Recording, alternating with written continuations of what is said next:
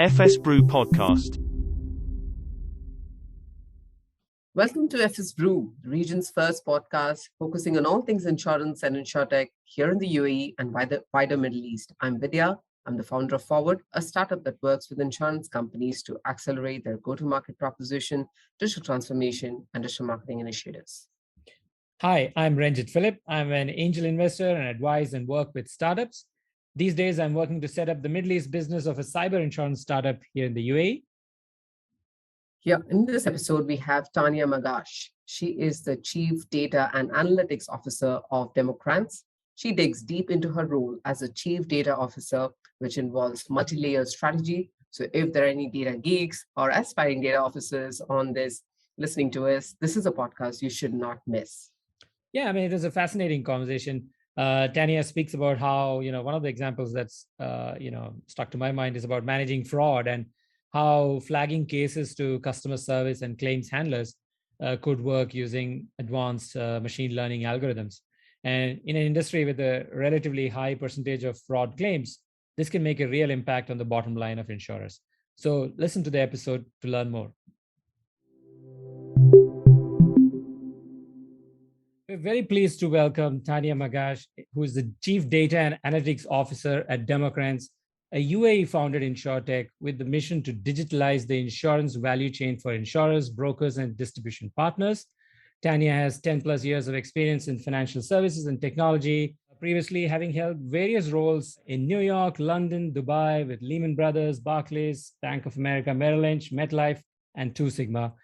She holds an MBA in finance from Wharton School, an MA in international relations from the University of Pennsylvania, and a BA in political science and philosophy from Columbia University. Tanja, welcome to the podcast. Great to have you with us. Thank you for having me, and thank you for the stellar introduction. So Tanja, this is a question we ask all our guests, and many times insurance is not the number one career that people get into.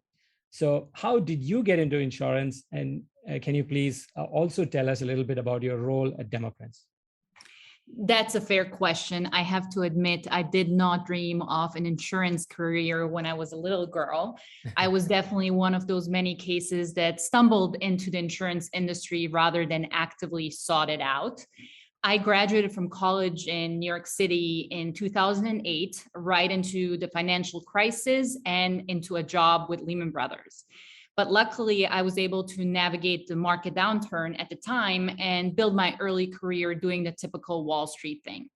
Eventually, I headed back to get my MBA at Wharton, and post-graduation, I was recruited into a leadership development program with one of the largest global insurers.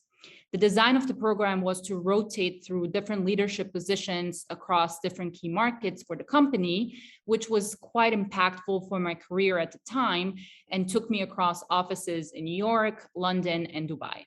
Well, the rest is history, so here we are. And as for my role at Democrance, and while I do wear several hats, my most important role is as the company's Chief Data and Analytics Officer. So my primary mission is to build out and run all data-related capabilities for the company.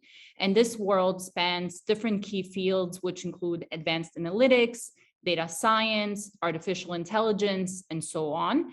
And we do have some exciting new projects in the pipeline. Excellent. Wow, that sounds really, really interesting.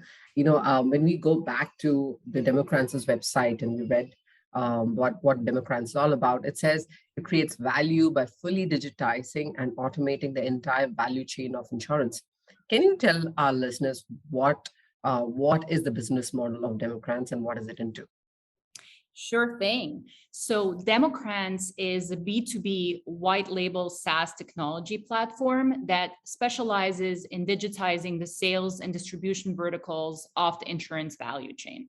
And this is just a mouthful to say that we help insurers, brokers, and third-party distribution partners automate and digitize their insurance sales processes, whether that's through their website, an agent portal, an API plugin into an insurance exchange, or as a bundle with another product or service. And we really specialize in the sales and distribution aspects of insurance workflows. And we appear to be the only Insurtech that has this specific positioning in the market within our direct peer group. Plus, we take our benchmarking approach very seriously. I found somewhere that 62% of customers say their experience with one industry influences their expectations of other industries. And obviously, big tech is leading in these areas of user experience and customer experience. So we at Democrance benchmark ourselves against the best in class that are industry agnostic, such as a Google or an Apple or an Amazon, and that obviously significantly differs from our own peer group. And then as for our business model, I would describe it as this three-pronged approach between A, our in-house built functionalities, B, our ecosystem connectivity, and C, our data and analytics enablers. So we offer several modules to provide our clients with a 360 platform, from sales and policy admin all the way through servicing and the first notice of loss. And these are the things that we build in-house. For everything else, we integrate with our clients' existing tools and processes. And we also have robust partnerships for pieces that we don't want to specialize in. For example, payment providers. We are not trying to be a payment processor ourselves, but processing payments is obviously a key aspect of an end-to-end insurance workflow. So our platform comes with many already integrated options and with several of the best-in-class vendors in this space, such as Amazon Pay Services. If I get that correctly, so it's almost like you can do a complete core insurance system for an insurer, but very focused on the front end customer acquisition piece and with a strong data analytics underpinning. That's correct? Okay, perfect, great. Now we did learn that Democrance started out with a focus on microinsurance, but you do a lot more, as you mentioned right now. And so I just want to go into that space. It's a fascinating and complex space, whether it's the geography or the legal aspects, and obviously the small premium size involved. So how does Democrance work with its partners to create a sustainable business model here? And if you can talk to what you're doing here in UAE or elsewhere in other regions, it'll be great. Sure.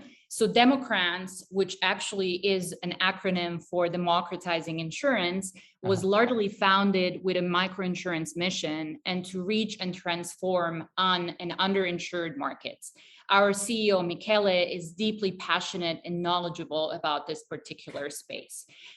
In my opinion, there are several key aspects to making a microinsurance model a success. The first and foremost for us are the partnerships with insurers that share the same passion for this market segment. They not only care, they also understand the needs, wants, and behaviors of these very unique customer segments, whether that be by market, by coverage, and so on. Obviously, the premium amounts in question are lower versus traditional market segments.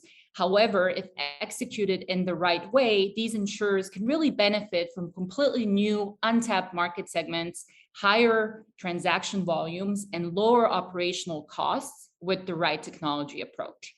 Plus, this is a rapidly growing market. So the global microinsurance market reached $78 billion in 2021.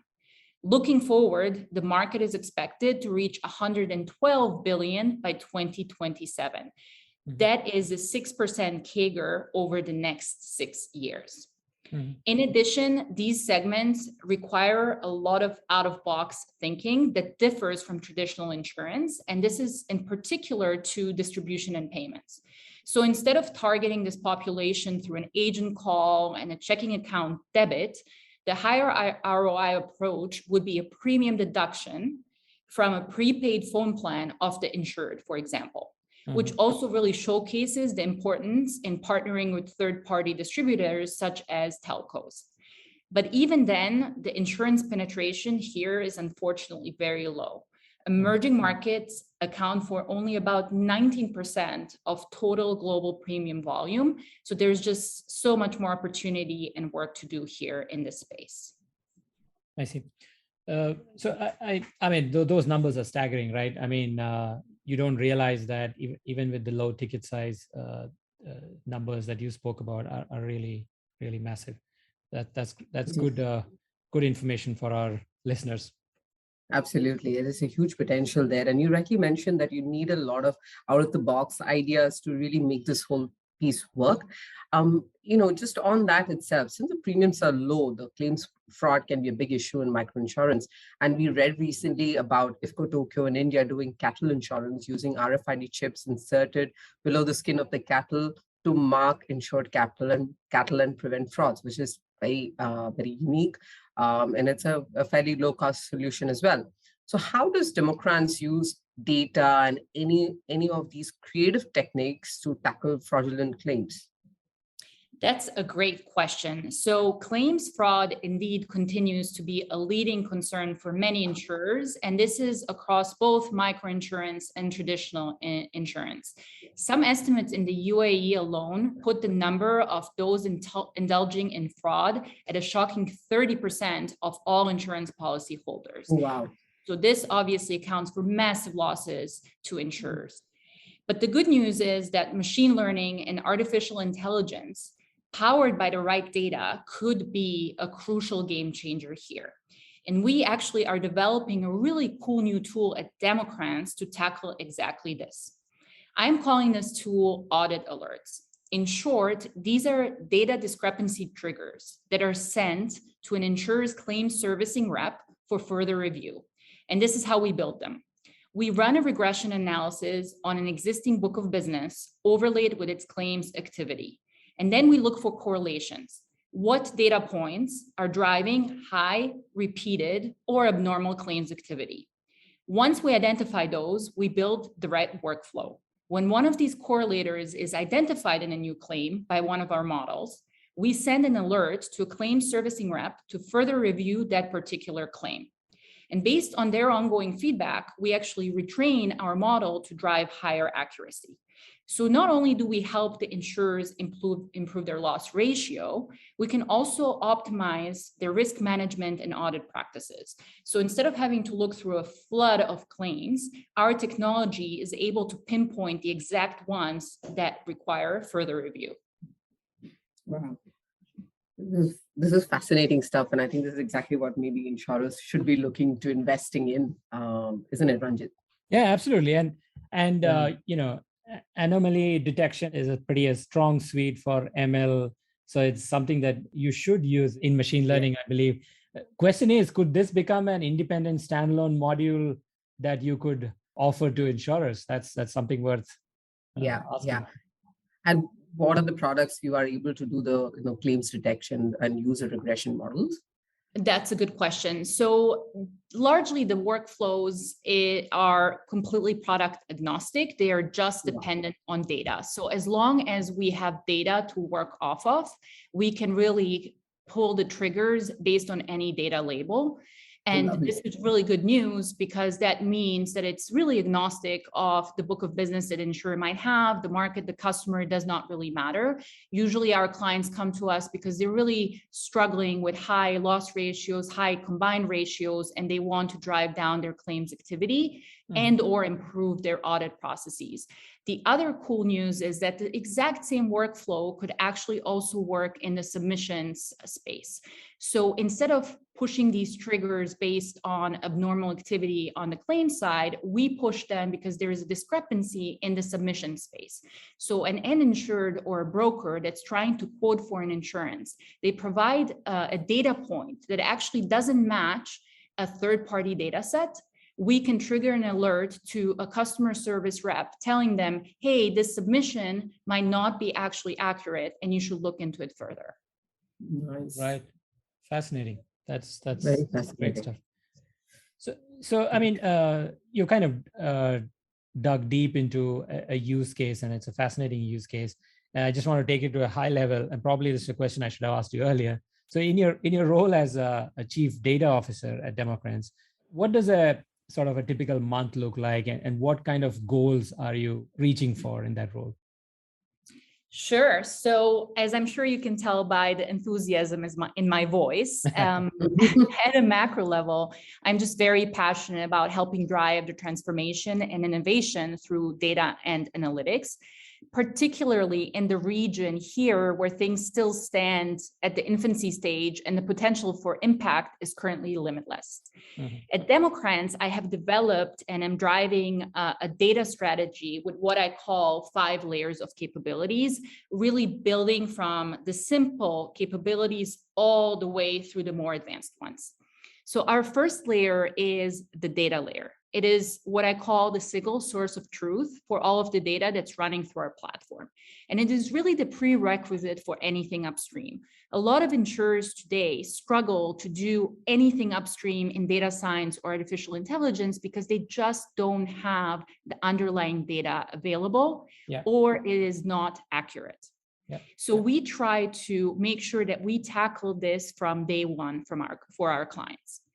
The second layer consists of our data extracts and reporting capabilities. We operate in a highly regulated industry across 20 different markets, so we have to be committed to helping all of our clients meet their reporting needs and obligations. Our third layer are our business intelligence dashboards, and here we dynamically track anything from production to retention and renewal. Particularly exciting are also user behavior analytics. We look for patterns in the end user's interactions with our platform. And then we can tell our clients, hey, there's a massive drop-off on your quoting page. Maybe you should look into whether your pricing for that product is actually market competitive, or are you losing clients to your competition? Mm-hmm. Our fourth layer of data capabilities are our integrations. So at the most basic level, we obviously have to integrate with relevant institutions and authorities for data feeds.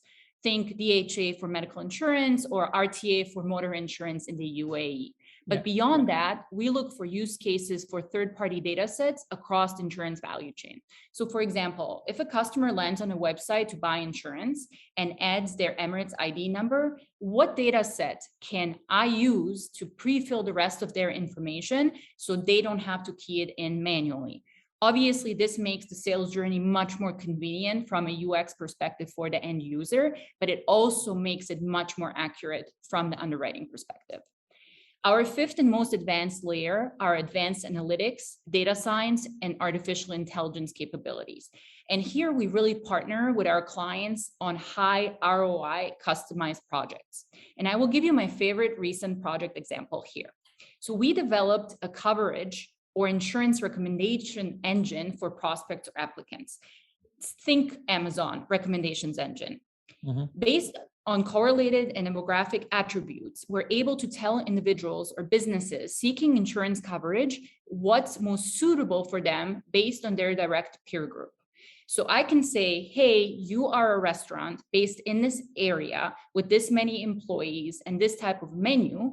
Based on other similar businesses, this is the coverage that you should have. And we're able to do so with 90% plus accuracy across covers. And obviously over time, our model dynamically retrains. So we're aiming to improve on that stat as well. Mm-hmm. Oh, fantastic. So it's definitely not only is insurance a career that people should aspire to, they should also definitely look at data roles as well. You have positioned it very well. Absolutely. And it's so fascinating, the things that they, she's doing on a day-to-day basis, cuts out almost 80% of the pain points that the typical insurers go through, at least in this market, actually, Tanja. And to be honest, I think Democrance should be shouting that about in the website a lot more. And the proposition a lot more. Now, taking on to the even more macro level, and you obviously quite passionate about data, and I'm sure it on the trends as well. Can you tell us what are the latest trends that you are seeing within the data analytics realm, and especially how is data being used from an insurance perspective, functionally, like within underwriting claims, or maybe from a customer perspective? Talk us through it, maybe from an industry point of view, or even with respect to Democrats. Absolutely, happy to do so. Obviously, there is a lot of movement within this space and a lot of really exciting developments. If I had to single out a couple, I would obviously have to mention the continued explosion of data. This is largely stemming from the use of sensors and obviously the huge increase in the number of connected consumer devices, such as fitness trackers, home assistants, smartphones, even telematics boxes in cars. And experts estimate that there will be up to 1 trillion connected devices within the next 3 years. So we're talking massive, massive data. And of course, the result in this avalanche of new data created by these devices will allow insurers to understand their clients better. And this will result in new product categories, more personalized and dynamic pricing, and real-time service delivery. The second key development will be advances in cognitive technologies. So this is more of the nerdy part. While current technologies are primarily used for image, voice, and maybe unstructured text processing, future technologies will evolve to be applied in a wider variety of applications, and there will be continued to experimentation. So for example, to combat data quality and computing power shortcomings, I have seen these new hybrid models or algorithms spring up that are super interesting. They basically try to leverage knowledge from better understood fields and industries, such as physics, and then take them and apply them to other industries through causal inferences. That just means that we rely less on the data that we have generated specifically in insurance, because we can actually take correlated data from other industries until we ourselves have the data ready to be able to use it.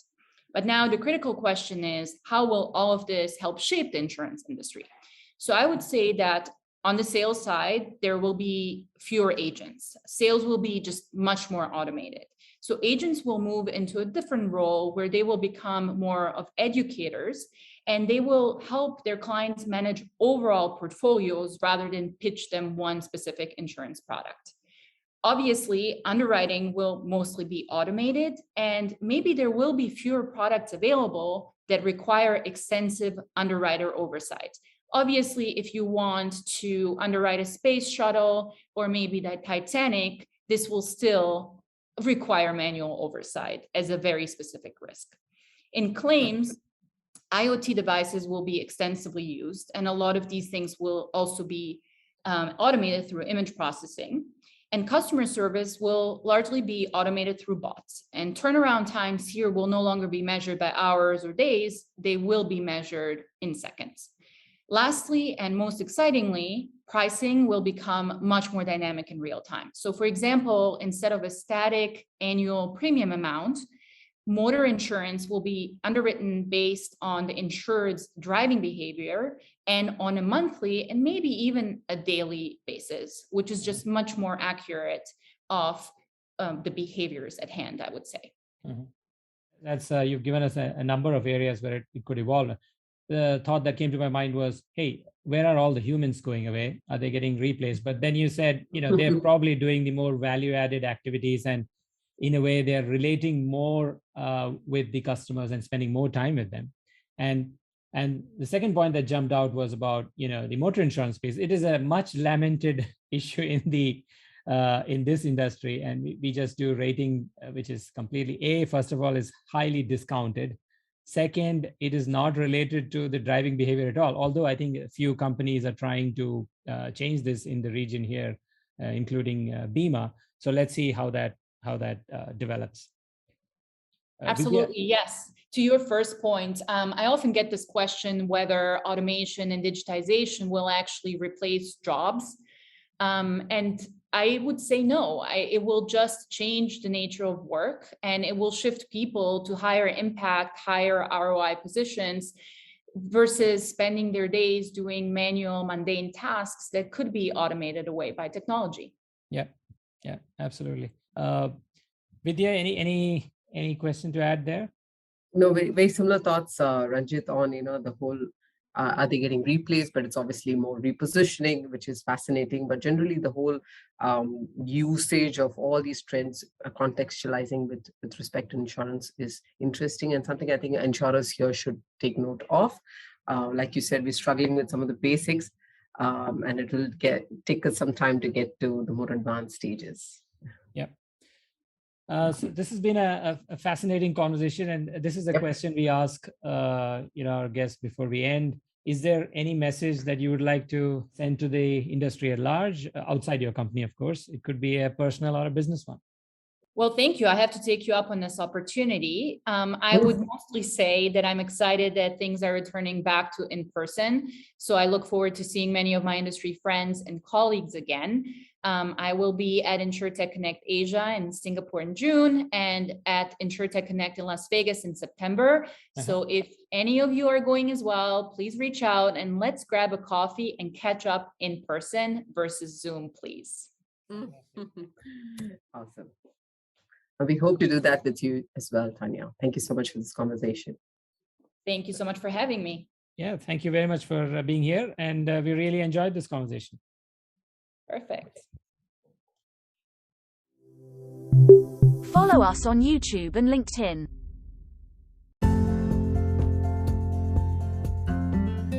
Hi, it's me, Renjit. If you enjoyed this episode, I request you to leave us a review. This will help us to reach more great podcast listeners like you. Thank you.